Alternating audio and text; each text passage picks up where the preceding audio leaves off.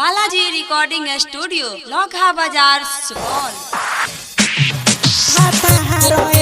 गोलू बाबू एक दिन ले आपन गोलू बाबू भाता हारोए सखी मीरगंज एक दिन ले आपन मीरगंज भाता हारोए सखी मीरगंज भाता हारोए सखी मर्द मिल गइल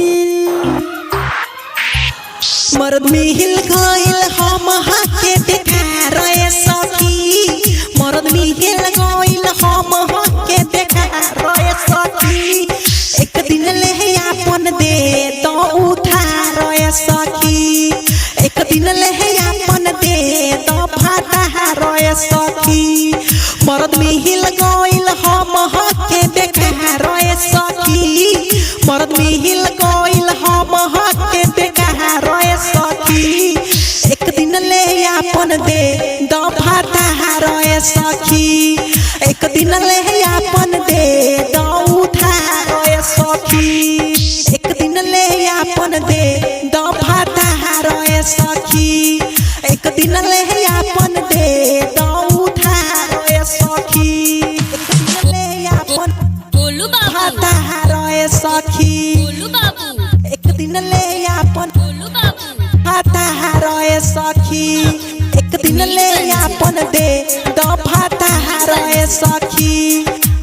मीरगंज भाता रहे सखी हमारो जवानिया के कुछ ना बूझे जाके सौतीना संगे सुते ले रोजे ए सखी सुना सुते ले रोजे हमारो जवानिया के कुछ ना बूझे दिने भर सौतीना ले सुते ले रोजे निक नाही लागे तनिको देवर के चाला हो हमरा के पूछे उता अपन माला हो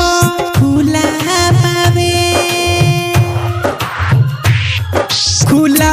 बाबे हमारा बाजार ए सखी खुला बाबे हमारा बाजार ए सखी एक दिन ले आपन दे दो भाता रहे सखी एक दिन ले आपन दे दो उधार सखी एक दिन ले आपन भाता रहे सखी गोलू बाबू मीरगंज भाता रहे सखी एक दिन ले आपन दे दो भाता रहे सखी जहिया से करके लावले सखी रे गवाना तोरा से ले से जिया हमर औरी बिछावना ए सखी औरी बिछावना जहिया से करके लावले सखी रे गवाना तोरा से ले से जिया हमर औरी बिछावना मोहन जैसा बहाल तनिको बुझे नहीं दर्द हो सखी रे ऐसन हमर मिलला मरद हो हम का करी बानी अब लाचारो ए सखी हम कहा करी बानी अब लाचारो ए सखी एक दिन ले आपन भेज दो भाता ए सखी एक दिन ले आपन भेज दो भाता ए सखी मर्द मिल गइल हम हाके बेकार ए सखी मर्द मिल गइल हम हाके बेकार ए सखी एक दिन ले आपन दे दो उधार सखी एक दिन ले आपन दे दो भाता ए सखी मर्द मिल गइल हम हाके बेकार ए सखी मर्द मिल गइल हम हाके बेकार ए सखी एक दिन ले आपन दे दो भाता